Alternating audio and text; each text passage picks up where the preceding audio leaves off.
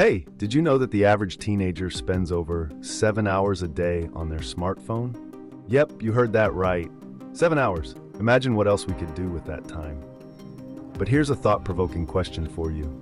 Is all that screen time making us happier or just more stressed out? Let's dive into this rabbit hole together. Today we're diving into a topic that's been buzzing around a lot lately: how smartphones and social media are impacting the younger generation. It's a bit of a heavy topic, but stick with me and we'll navigate through this together. Plus, I'll be throwing in some personal anecdotes and opinions along the way, so you know you're not alone in this digital jungle. All right, let's get real for a second. We all love our smartphones, right? They're like our little digital sidekicks. But here's the catch: they're also incredibly addictive. Ever found yourself mindlessly scrolling through Instagram or TikTok for what feels like minutes, only to realize it's been hours?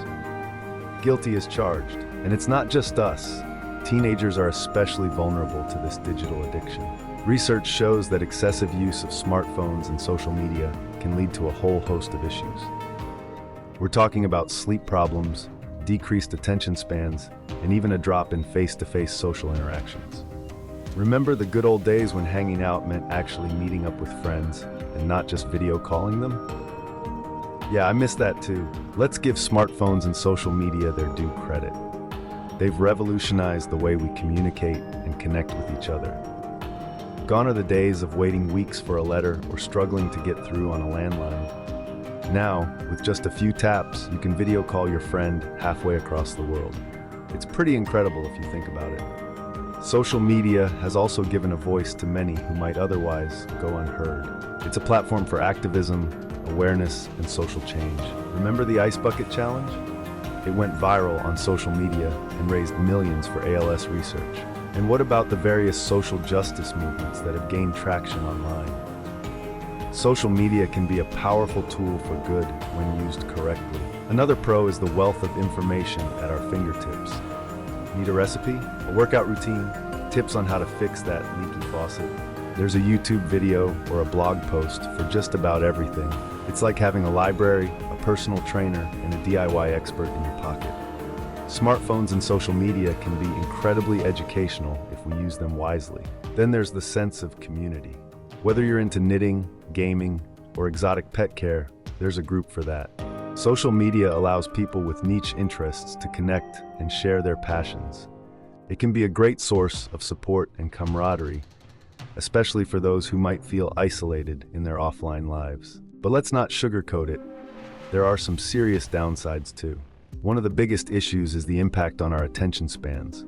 Studies have shown that our constant multitasking between apps, notifications, and social media feeds can lead to shorter attention spans and decreased productivity. It's like our brains are constantly in overdrive, never getting a chance to fully focus on one task. Another con is the way social media can affect our self-esteem. We've talked about the highlight reel effect, but it goes deeper than that. Seeing constant posts about others' achievements, vacations, and seemingly perfect lives can make us feel inadequate. It's easy to forget that people rarely post their struggles and failures, so we end up comparing our full lives to their edited versions. Let's not forget about privacy concerns. Every click, like, and share can be tracked and used to build a profile of you. This data can then be sold to advertisers, or worse, fall into the wrong hands. The idea that our every move online is being monitored is pretty unsettling. And with cybercrime on the rise, the risks are only increasing. Smartphones and social media can also strain our real-life relationships. How many times have you been in a room where everyone is staring at their screens instead of interacting with each other? It's become a common sight, and it's sad to see. The more we connect online, the more we seem to disconnect in real life. It's ironic, really. The blue light emitted by our screens can seriously mess with our sleep. It tricks our brains into thinking it's daytime, making it harder to fall asleep at night. Poor sleep has a ripple effect on our overall health, leading to issues like fatigue, irritability, and even weight gain. It's a vicious cycle. We stay up late scrolling through our phones, wake up tired, and then reach for our phones again to wake up.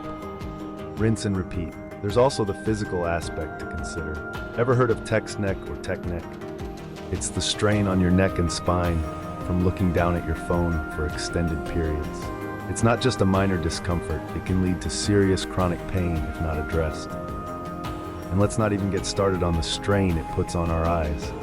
Digital eye strain is a real thing, and it's becoming more common as our screen time increases. Another issue is the economic divide that smartphones and social media can create. Not everyone can afford the latest gadgets or high-speed internet, leading to a digital divide. This gap can exacerbate social and economic inequalities, leaving some people behind in an increasingly digital world. It's a reminder that while technology can be a great equalizer, it can also widen the gap if we're not careful. We also need to talk about algorithms. These are the hidden forces behind what we see on social media. They're designed to keep us engaged, showing us content that we're likely to interact with.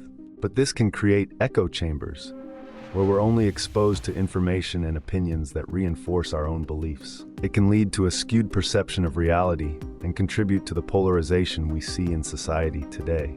Ever wonder why social media is so addictive? It's all about dopamine, the feel-good chemical our brain releases when we get a notification, a like, or a new follower. Social media platforms are designed to give us these little hits of dopamine, keeping us coming back for more. It's a cycle of reward and craving that can be hard to break, especially for younger users whose brains are still developing. So what can we do about all this? It's all about finding balance and setting boundaries. Start by turning off non-essential notifications. Do you really need to know the second someone likes your photo?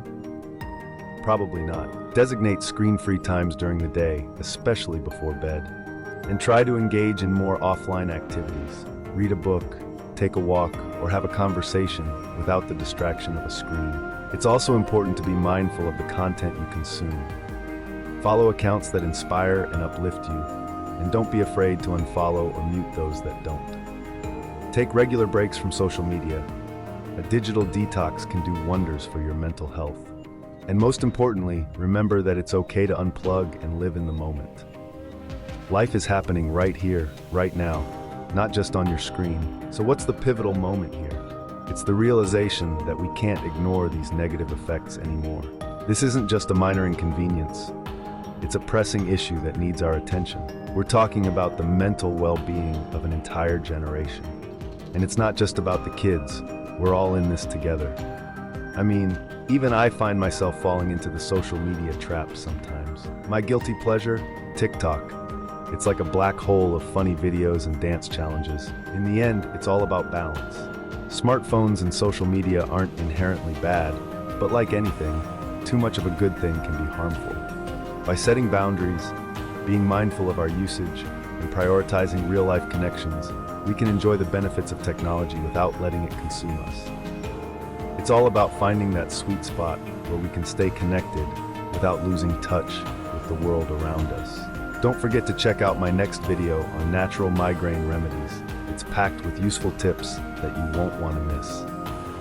And if you found this video helpful, please give it a thumbs up and hit that subscribe button for more content on digital well-being and natural remedies. Let's keep this conversation going in the comments. I'd love to hear your thoughts and experiences. Until next time, stay balanced and take care.